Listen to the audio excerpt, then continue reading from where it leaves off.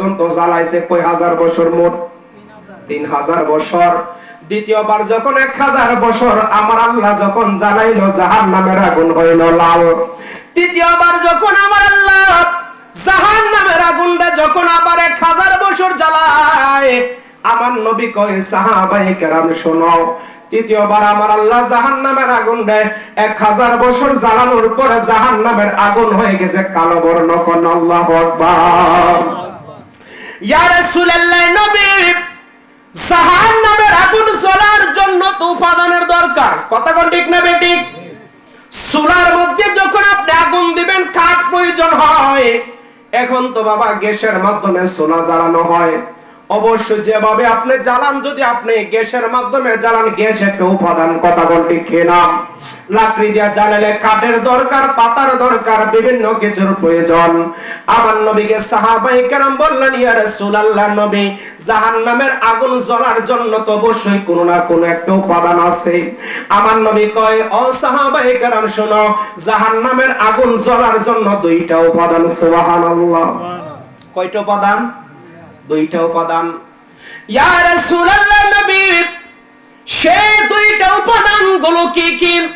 আমার নবী বলেন, এক নাম্বার উপাদান হইল মানুষ। আল্লাহু আকবার। চিন্তা করেন, মানুষ, আমরা কি মানব জাতি না? আমরা মানুষ। আমার নবী কয় এক নাম্বারে ধরো মানুষ। দুই নাম্বার উপাদান হইল পাথর।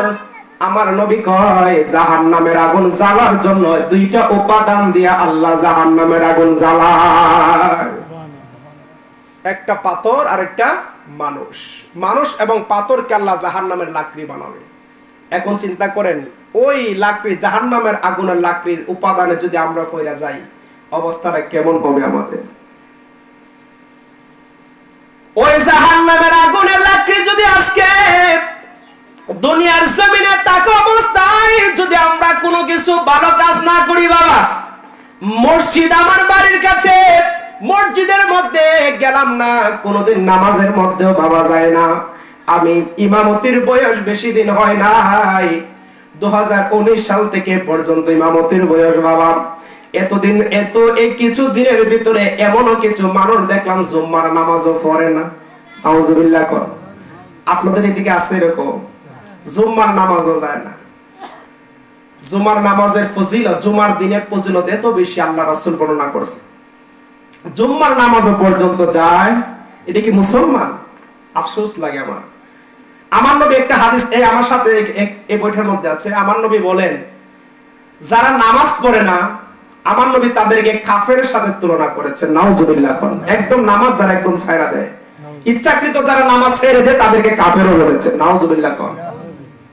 ইচ্ছাকৃত যদি কোনো বান্দা নামাজ চায়, ইচ্ছাকৃত ভাবে, আমার নবী বলেন, উম্মত শুনো, এক জুম্মা পড়ো নাই, দ্বিতীয় জুম্মা পড়ো নাই, তৃতীয় জুম্মা তরক করেছ, আমার নবী কয় তোমার আমি উম্মত বলি না।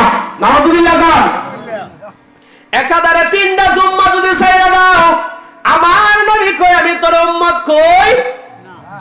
নবী যদি উম্মত যদি স্বীকার, যদি আপনারে যদি হাসরের দিন যদি বাবা না করে, আমারে যদি নবী কয় ও আল্লাহর বান্দা তোরে উম্মত হিসেবে আমি মানি না, তখন আপনি আমার জন্য ওই জাহান্নামের উপাদান ছাড়া কোনো রাস্তা নাই। কথা ঠিক কিনা? আমি তাদেরকে খারাপ বলি না, আল্লাহ তাদেরকে হেদায়েত দান করুক। কথা ঠিক কিনা? খারাপ বইলা কোনো কিছু করা সম্ভব নয়। এই জন্য বাবা একটা ঘটনা মনে পড়ে গেছে হাসান বসরির সময়ের।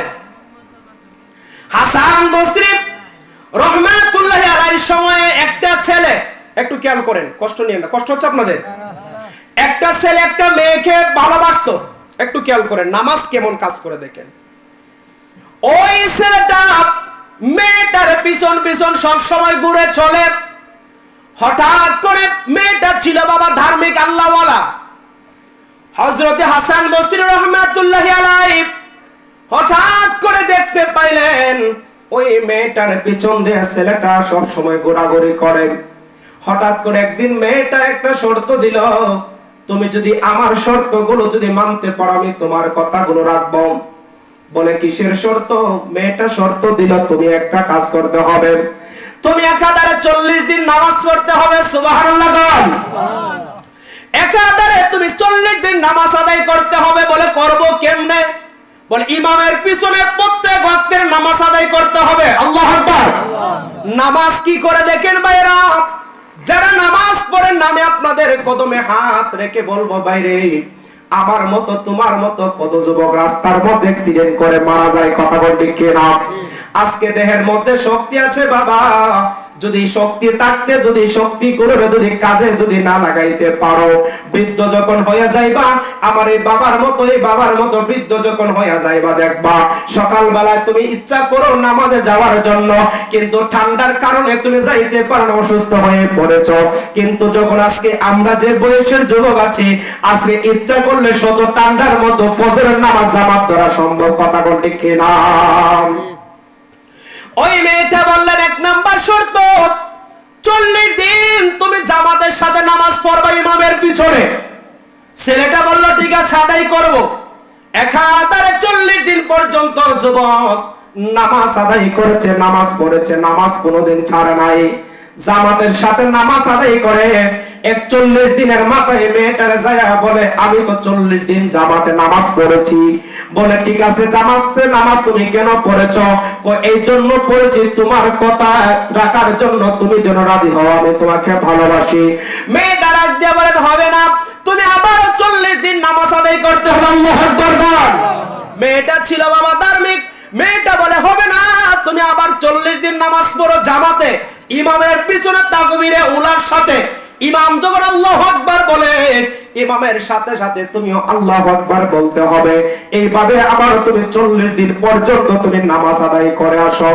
ওই যুবক দ্বিতীয়বার যখন 40 দিনের শর্ত নিয়ে যখন নামাজ যখন শুরু করেছে, 1 দিন 2 দিন 3 দিন করতে করতে 40 দিন হওয়ার আগে ওই যুবকের ভিতরে নামাজের এমন মহব্বত আল্লাহ ঢোকায় দিছে বাবা, নামাজের ভালোবাসা আল্লাহ এমন বাবা পেয়ে গেল।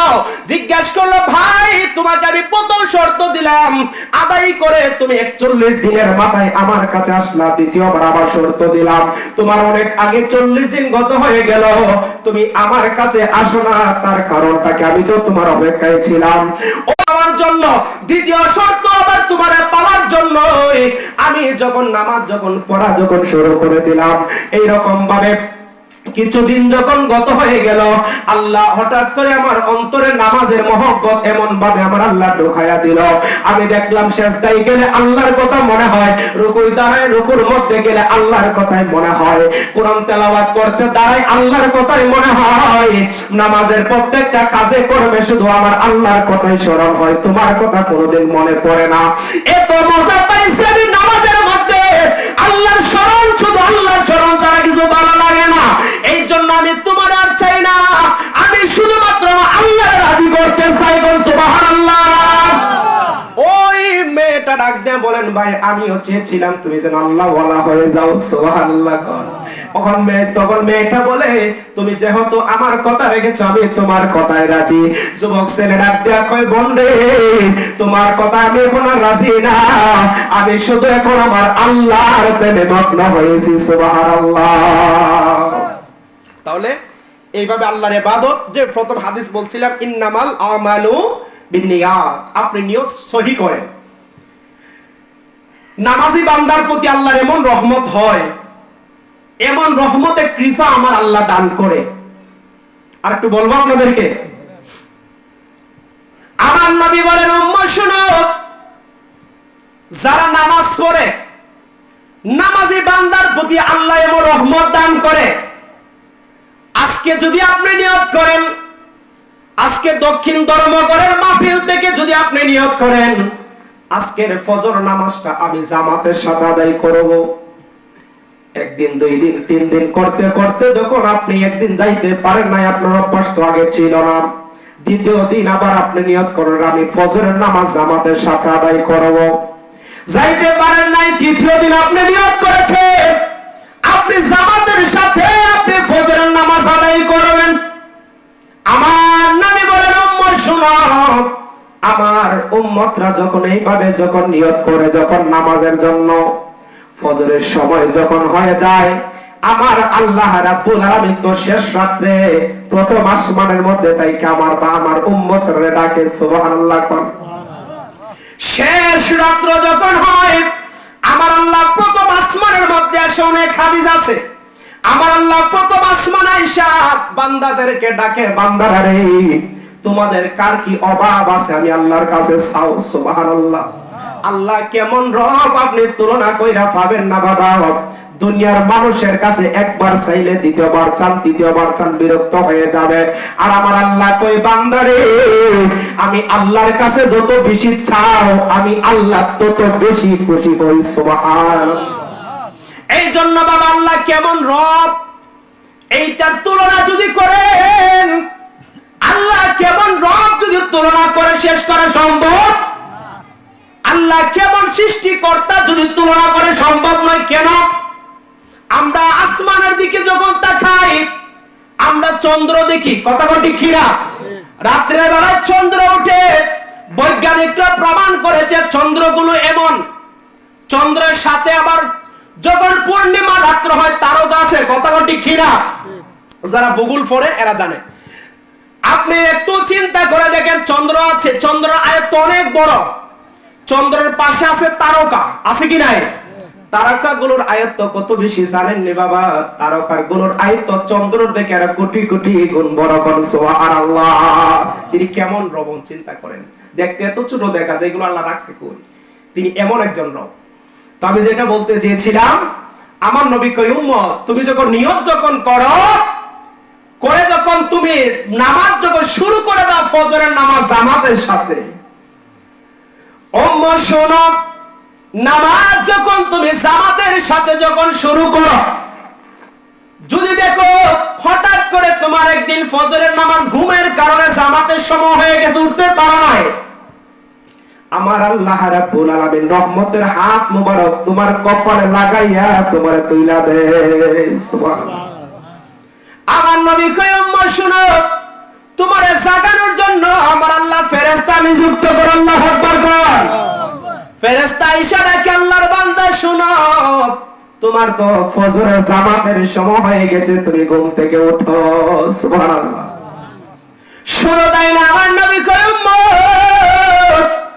তোমার আমলটা যখন তুমি সঠিক করে ফেলো, তোমার জামাত যেন না ছুটে, ফজরের সময় আমার আল্লাহ নিজে রহমতে কৃপা দ্বারা তোমার জাগায়া দেয়। আল্লাহু আকবার। তাহলে এই আমলগুলো আমরা দরকার আছে কি নাই? যে আমলে আল্লাহ নিজে আমাদের ডাকে। আমি যুবক ভাইদের কাছে অনুরোধ করব, ভাই নামাজ পড়ে দেখবেন অনেক শান্তি লাগবে, অনেক ভালো লাগবে। কারণ দুনিয়ার অনেকে কয় এই ব্যক্তিরা নিচে নামাজ পড়ে সবসময়, কিন্তু তার অশান্তি আর গেল না। দুনিয়াটা হচ্ছে আর দুনিয়াও সিজনুল মুমিনিন, মুমিনদের জন্য একটা কারাগার। কারাগার কি বাবা খারাপ জায়গা না? কষ্টের জায়গা।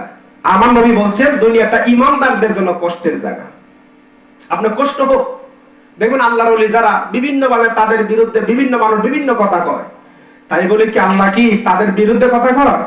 আর আমার আল্লাহ কয় যারা আমার ওলিদের বিরুদ্ধে কথা বলে আমি আল্লাহ তাদের বিরুদ্ধে যুদ্ধের ঘোষণা করি। আল্লাহু আকবার।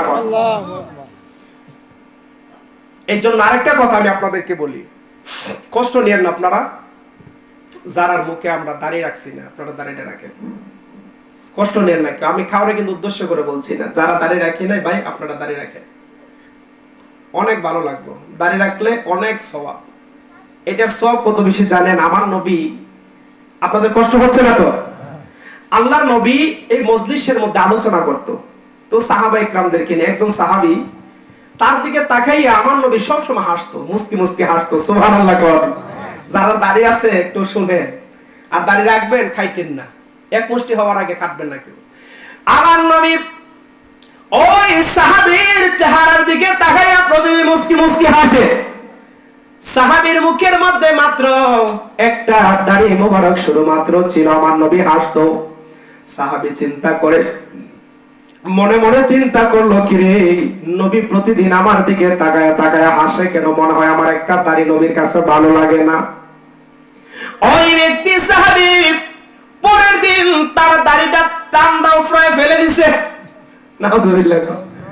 টান্দা যখন ফেলে দিল, পরের দিন আমার নবী সমস্ত সাহাবা ইকরামদেরকে নিয়ে যখন বসলেন, ওই ব্যক্তির মুখের দিকে তাকাইলো, আমার নবী দেখে তার মুখের দাড়িটা নাই। আমার নবীজির চেহারা মোবারক মলিন করে ফেললেন।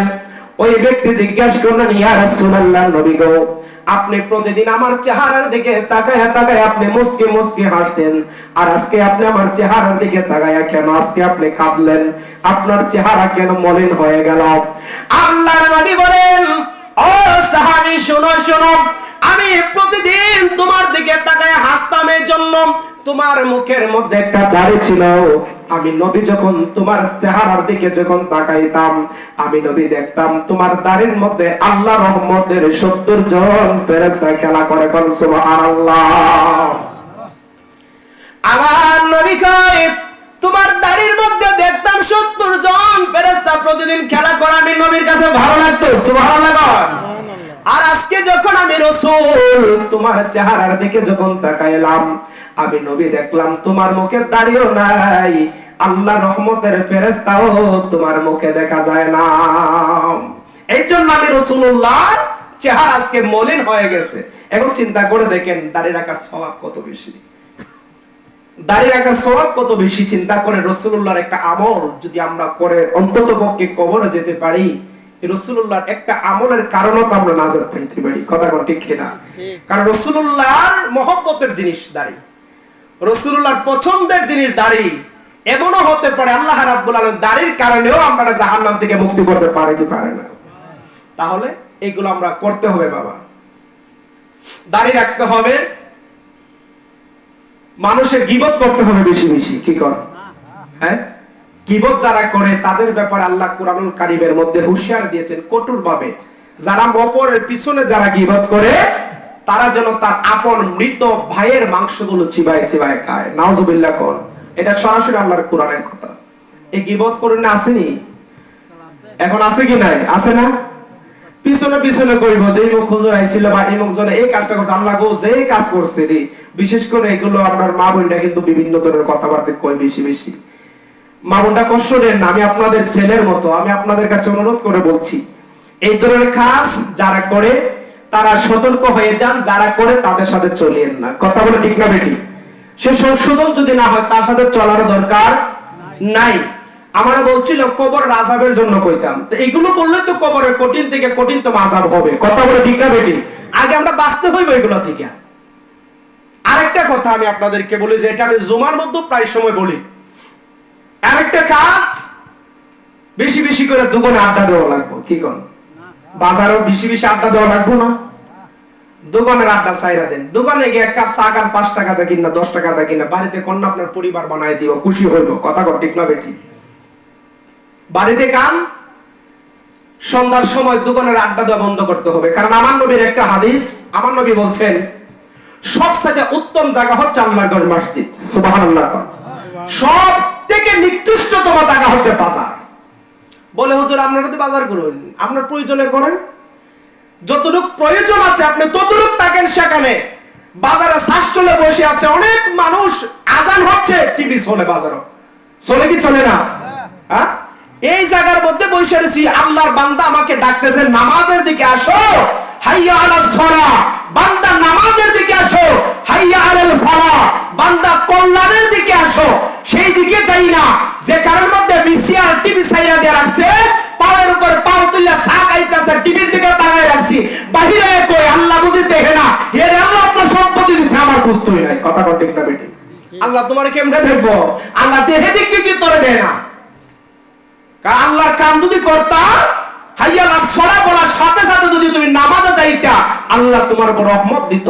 হাইয়া আলাল ফালাহ বলার সাথে সাথে যদি তুমি আল্লাহ নিজে শিখাইয়া দিল কল্যাণের দিকে যাও, যদি কল্যাণের দিকে যাইতাম, আল্লাহর কাছে যা চাইতাম আমি আল্লাহর কাছে তাই পাইতাম। কথা কর ঠিক না বেটি? কষ্ট হইছে আপনার? কষ্ট হইছে? এগুলো ছেড়ে দিতে হবে। আমরা বেশি বেশি করে বাজার ছেড়ে দিতে হবে, অযথা আড্ডা দেওয়া বাজারে এগুলো ছেড়ে দিতে হবে। দোকানপাট অযথা আড্ডা দেওয়া যাবে না। প্রয়োজন আপনার প্রয়োজনের কাজ শেষ করে চলে আসেন। যারা ব্যবসা করে তারা তো অন্য ব্যবসা করতে হবে, তারা যদি ব্যবসা করেন পামুক হয়ে আবার। এই জন্য বাবা এই কাজগুলো যদি আমরা করতে পারি তাহলে আমাদের কবরের জিন্দেগিটা সহজ হয়ে যাবে। এই জন্য এই সব কিছুর জন্য সবকিছুর নিয়ামত যদি বুঝতে হয়, পাইতে হয়, একজন হক্কানি আল্লাহর ওলির দরবার লাগবে। হক্কানি একজন আল্লাহর ওলির কাছে আমি যেতে হবে। হক্কানি ওলি আমি পাবো কই? হক্কানি ওলি আছে বাবা, দুনিয়ায় যখন হক্কানি মানুষ যখন থাকবে না, তখন দুনিয়াটা কিয়ামত হয়ে যাবে।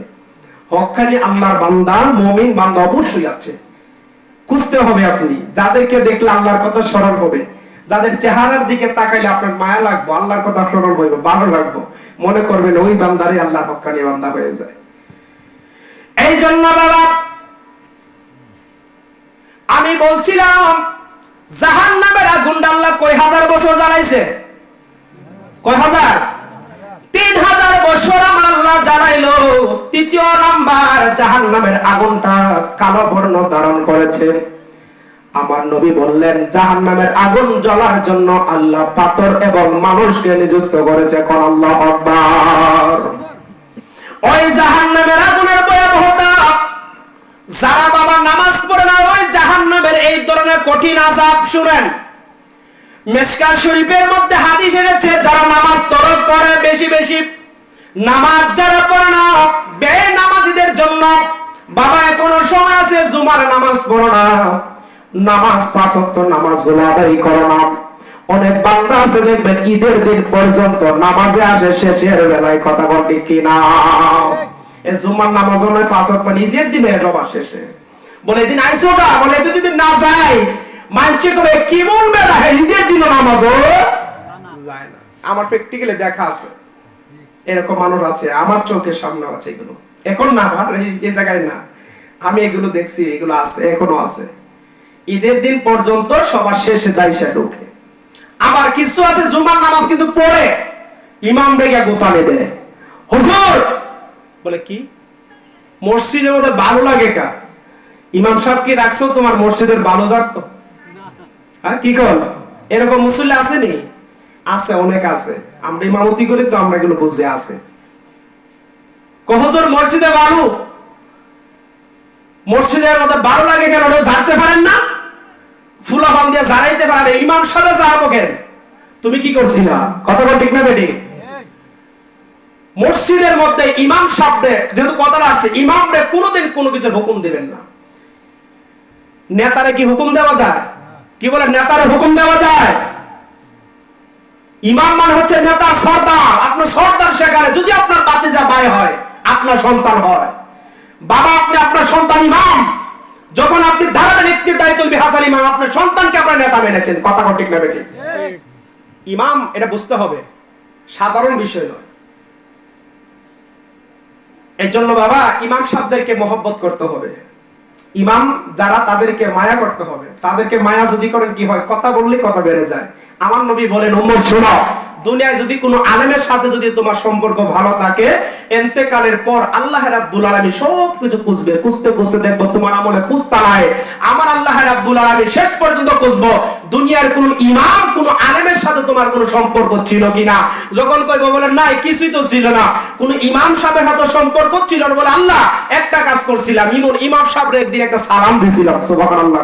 বল সালাম দিছিলা, ওইটার কারণে হয়তো বা আল্লাহ তোমার মাফ করে নাজাত করতে পারে। কন্যা সুবহানাল্লাহ।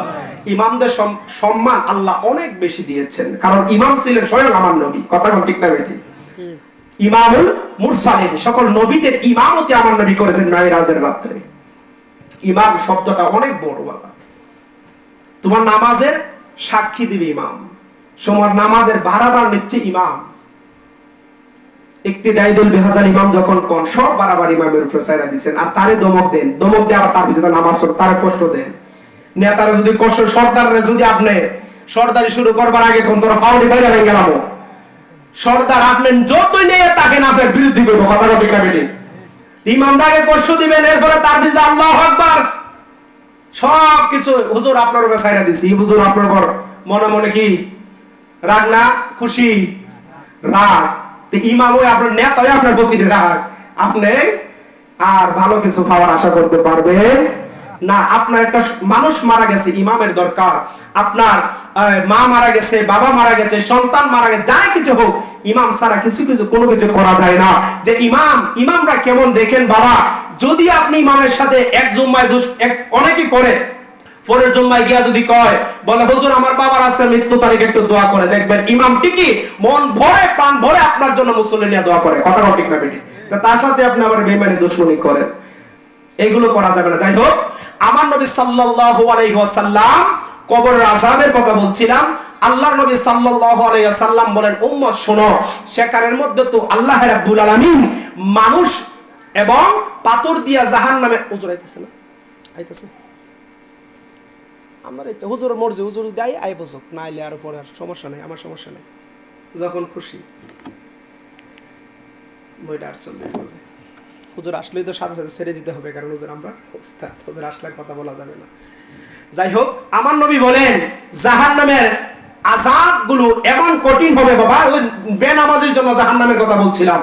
আমার নবী বলেন, শুনো, আল্লাহ রাব্বুল আলামিন জুব্বুল হুজন নামক একটা জাহান্নাম আমার আল্লাহ বানাইছে। কন্না আল্লাহু আকবার। কি হুজন? জুব্বুল হুজন। মনে রাখবেন কথাগুলো। কি হুজন? জুব্বুল হুজন। এগুলো জুম্মার আলোচনা খুতবার মধ্যে এগুলো থাকে হাদিসগুলো।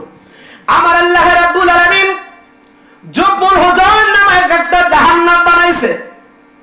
আমার নবী বলেন, ও সাহাবায়ে কেরাম শোনো, জুব্বুল হুজনের জাহান্নামের আগুনের ভয়াবহতা, এটা এমন একটা ভয়াবহতার জায়গা, এমন একটা জাহান্নামের গর্ত, যে জুব্বুল হুজন নামক জাহান্নাম থেকে আমার আল্লাহ কয়টা জাহান্নাম বানাইছে বাবা? 7টা। কথা কোন ঠিক কিনা? 8টা জান্নাত, 7টা জাহান্নাম।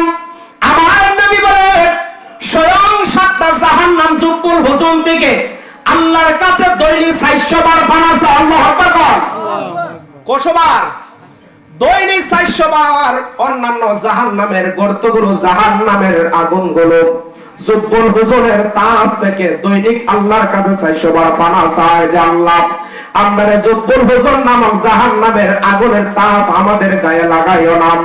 আমার নবী যখন এই কথা বললেন, সাহাবায়ে কেরাম প্রশ্ন করলেন, ইয়া রাসূলুল্লাহ, এই জুব্বুল হুজন নামক জাহান্নাম আল্লাহ কার জন্য বানাইছে গো নবী? এত কঠিন জায়গা, যে জায়গা থেকে অন্যান্য জাহান্নাম পর্যন্ত আল্লাহর কাছে ক্ষমা চায়, অন্যান্য জাহান্নাম পর্যন্ত আল্লাহর কাছে ক্ষমা প্রার্থনা করে। এত কঠিন ভয়াবহ জাহান্নামের জায়গা, এত কঠিন জায়গা আল্লাহ কার জন্য এটা তৈরি করেছে? আমার নবী ডাক দিয়ে বলেন, সাহাবায়ে কেরাম শুনো, এই ভয়াবহতার জায়গা আল্লাহ বেনামাজির জন্য বানাইছে। কন্যা নাউজুবিল্লাহ। চিন্তা করেন এটা কেমন কঠিন জায়গা। খুব শান্তি কি কর, অনেক কঠিন জায়গা। দৈনিক অন্যান্য জাহান্নাম পর্যন্ত এইটার প্রখর, এটার তাপ থেকে বাঁচার জন্য আল্লাহর কাছে দৈনিক 400 বার ক্ষমা চায়। আল্লাহ এটা থেকে আমরা বাঁচাও। তাহলে আমরা কেমন হব চিন্তা করেন। এই জুব্বুল হুজুরে যদি আল্লাহ যদি আমরা পালায় দেয়। আরেকটা বিষয় বাবা, হুজুর তো চলে আসবে হাশরের ময়দান, এর সাথে আছে ফুলসিরাত। আমরা বলছিল কবরের আযাবের কিছু কথা বলতাম, এগুলো যথেষ্ট না আমাদের জন্য? যদি আমি এগুলো যদি মানতে পারি, আমার জন্য এগুলো যথেষ্ট। শুধু তাই নয় বাবা, বেনামাজিরা যখন ফুলসিরাতের ঘাটে যখন যাবে, আমরা জানি একটা ফুলসিরাত আছে। কথা কোন ঠিক কিনা? ফুলসিরাত এটা কি? একটা ব্রিজ, একটা ফুল। এই ফুলসিরাতের ফুল আমরা বাবা সবাই পাড়ি দিতে হবে। আল্লাহ এমন কোন বান্দা বানায় নাই যারা ফুলসিরাতের ঘাট তারা পাড়ি দিতে হবে না। প্রত্যেকটা মানুষকে ফুলসিরাতের ঘাটগুলো পাড়ি দিতে হবে।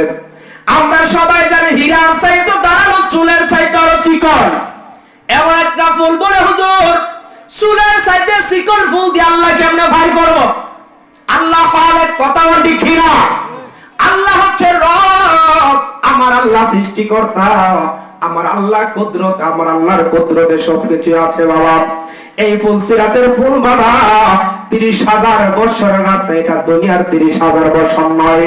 যে প্রথম বললাম দুনিয়ার 1000 বছর, ওই জায়গার মাত্র একদিন। কন্যা আল্লাহু আকবার। এই 30,000 বছরের রাস্তা আপনাকে পাড়ি দিতে হবে। আমি ইমাম সাহেব, আমি পাড়ি দিতে হবে, বড় হুজুর পাড়ি দিতে হবে, ছোট হুজুর পাড়ি দিতে হবে, বেঙ্গারিওয়ালা পাড়ি দিতে হবে, যারা মাটি কেটে যারা দিনের খাবার দিন উপার্জন করে বাবা তারা পাড়ি দিতে হবে। নেতা এমপি মন্ত্রী যাই বলেন সবাই ফুলসিরাতের ফুলটারে পাড়ি দিতে হবে। কিন্তু বাবা কিছু মানুষের জন্য ফুলসিরাতের ফুল এত সহজ হয়ে যাবে, 30,000 বছর রাস্তাটা এত সহজ হবে, তারা চৌকের ফলক দিতে যতটুকু লাগে তার সাথে কম সময়ে তারা দেখবে এপার থেকে ওপার চলে গেছে। কোন সুবহানাল্লাহ। এভিডেন্স এই বেড়া যদি টেলা গাড়ি যদি চালায় দুনিয়ায়, এই একটা আশিকে রাসূলের কথা মনে পড়ে গেছে, কথা বললেই কথা বেড়ে যায়। একজন আশিকে রাসূল সারাদিন রিকশা চালায়, একটু খেয়াল করবেন, সারাদিন রিকশা চালায়, রিকশা চালাতে চালাতে গুনগুনায় গায় মদিনা যাওয়ার জন্য। সুবহানাল্লাহ। মদিনা যাওয়ার জন্য সে প্রতিদিন গুনগুনায়া গান গায় যে আমি মদিনা যাব, মদিনা যাব, মদিনা যাব। হঠাৎ করে একটা লোক তার রিকশায় উঠছে। ওই ব্যক্তিটা আল্লাহওয়ালা ব্যক্তি, আল্লাহওয়ালা বান্দা। ওঠার পরে তার গন্তব্যে যখন নামাইয়া যখন দিল, সেখানে নাইমা বলতেছেন, ভাই তোমাকে আমি একটা কার্ড দিয়ে যাই, এই কার্ডটা দিয়ে তুমি আমার ঠিকানায় একদিন তুমি যাইবা, যেদিন তোমার পক্ষে সম্ভব হয়। আল্লাহু আকবার। ওই রিকশা চালক ব্যক্তিটা হঠাৎ করে একদিন ভাবলো, লোকটা তো আমার একটা কার্ড দিছিল, আমি তার ঠিকানা যাওয়ার জন্য আজকে আমি তার ঠিকানা একটু যাই, কেন আমাকে ডাকছিল, আমি একটু গিয়ে শুনে আসি। ওই রিকশাওয়ালা লোকটা হঠাৎ করে একদিন ওই ব্যক্তির অফিসের ঠিকানায় যখন গিয়ে যখন পৌঁছলো, যাইয়া বলতেছেন যে স্যার আমার আপনি বলছিলেন আসার জন্য, তার কারণটা কি? ওই ব্যক্তি বলতেছেন যে আমি যখন তোমার রিকশায় উঠেছিলাম, আমি তোমার মুখ থেকে মদিনার গান শুনলাম, মদিনার শান শুনলাম, মদিনা যাওয়ার জন্য তোমার ভিতরে তো আক্ষেপ, তুমি মদিনা যাইতে চাও, তখন আমার কাছে অনেক ভালো লেগেছিল। আমার কাছে তখন যদি টাকা থাকতো, তোমাকে মদিনা যাবার জন্য আমি সেখানে টাকা দিয়ে আসতাম। আজকে তোমাকে এই ঠিকানা দিলাম এই জন্য, তোমার মদিনার কথাগুলো এত ভালো লাগছে, আজকে তোমাকে আমি বলে দিলাম, নে তোমার যত টাকার প্রয়োজন মদিনা যাইতে, সম্পূর্ণ টাকা আমি তোমারে দিয়ে দিলাম। সুবহানাল্লাহ। তাহলে আমি বলতে চেয়েছিলাম জাহান্নামের ফুল সিরাতের ফুল কেমন হবে? কয় হাজার বছরের রাস্তা? 30,000 বছরের রাস্তা। কিছু মানুষ তারা থাকবে, যদি রিকশাও চালায় দুনিয়ায়, মদিনার গোলাম যদি হয়, আল্লাহর গোলাম যদি হয়, আউলিয়া ইকরামের গোলাম যদি হয়, মা বাবার গোলাম যদি হয়, তাহলে ওই বান্দারা দেখবেন চোখের পলক দিতে দিতে চলে গেছে। কথা বলা ঠিক না বেটি? আমার নবী বলেন, উম্মত শুনো, আমার কিছু উম্মত থাকবে ফুল সিরাতের ফুলের মধ্যে যখন তারা যখন ফুল সিরাতের কাছে যখন আসবেন, চোখের পলক দিতে যতটুকু সময় লাগে তার চাইতে কম সময়ের ভিতরে আমার কিছু উম্মত ফুল সিরাত পার হয়ে যাবে। সুবহানাল্লাহ। আবার কিছু উম্মত থাকবে তারা ফুল সিরাতের ঘাটে হিসাব দৌড়ায়া দৌড়ায়া তারা ফুল সিরাত পার হবে। আবার কিছু মানুষ থাকবে তারা হেঁটে হেঁটে ফুল সিরাত পার হবে। আবার কিছু মানুষ থাকবে তারা হামাগুড়ি খায়া খায়া ফুল সিরাত পার হবে। ছোট বাচ্চা ছোটবেলায় যখন আমরা হামাগুড়ি দিতাম, আমার নবী করে এইরকম ভাবে হামাগুড়ি দিয়া দিয়া কিছু মানুষ ফুল সিরাত পার হবে। আমার নবী কয় আবার কিছু উম্মত হবে তারা ফুল সিরাতের ফুলের কাছে যখন যাবে, তারা ডাইনে তাকাইবো, দেখবো শুধু অন্ধকার ছাড়া কিছু নাই, বামে তাকাইবো অন্ধকার ছাড়া কিছু নাই, সামনে তাকাইবো অন্ধকার ছাড়া কিছু তারা দেখতে পাইবে না। পিছন দিকে অন্ধকার, সামনে অন্ধকার, ডাইনে বামে অন্ধকার। ওই ব্যক্তি অন্ধকারের মধ্যে যখন হাঁটবো, ওই ফুল সিরাতের ফুলের মধ্যে যখন পা যখন রাখবো, আমার নবী ডাক দেয়া কয় আমার কিছু উম্মত থাকবে, আল্লাহর কিছু বান্দা থাকবে, ওই বান্দারা ফুল সিরাতের ফুলের মধ্যে ওইটাই, নিচে থাকবে জাহান্নামের আগুন, ওই ব্যক্তি সেখানে টুকরা টুকরা হয়ে জাহান্নামের মধ্যে পড়ে যাবে। কন্যা নাউজুবিল্লাহ। এটা কিন্তু আমাদের জন্য, এই সমস্ত পরীক্ষা, এই সমস্ত কাজ সবকিছু বাবা আমাদের জন্য। তাহলে এইগুলো থেকে বাঁচতে হলে নামাজ, এইগুলো থেকে বাঁচতে হলে হক হালাল, হালাল এবং হারাম, এইগুলো থেকে বাঁচতে হলে গীবত করা যাবে, মানুষের পরনিন্দা করা যাবে, সুদ খাওয়া যাবে না। কথা কোন ঠিক কিনা? সুদ খাওয়া যাবে না, ঘুষ খাওয়া যাবে না, মদ খাওয়ান যাবে না। কি কোন? মদ কি দিয়া জানে বানাই? এগুলো খাইলে বলে খালি মাথাটা আওলায়, মাথা খালি আওলায়, বড় মাথা খায় মাঝে মাঝে মদ খায়। এরকম পাবলিক আছে কি নাই? এরকম আছে, এরকম আছে। মদ খাইলে তো মাথার সেন্স ঠিক থাকে না, কোনটা বউ কোনটা মা এটা বুঝতে পারে না। কথা বলতে কি না? এরকম আছে পাবলিক। ওই মদ খাওয়াইলে একটা দেখছিলাম রাস্তার মধ্যে, গাড়ি তুলছি যাওয়ার জন্য, ড্রাইভারে গাড়ি চালায়, এক মদখোর রাস্তার মধ্যে বসের মতো দাঁড়ায় রয়েছে। এটার হরন দেয়, খবর নাই। ড্রাইভার কোন রকম ফাঁস কেটে গিয়ে কয় হুজুর এটা মদখোর, কয়টা মদ খাইছে। বেশি দূর নাই রে, আমরা ধর্মঘট ইউনিয়নের ভিতরে আছি। হুজুর আসতেছে না? নারায়ে তাকবীর, নারায়ে তাকবীর।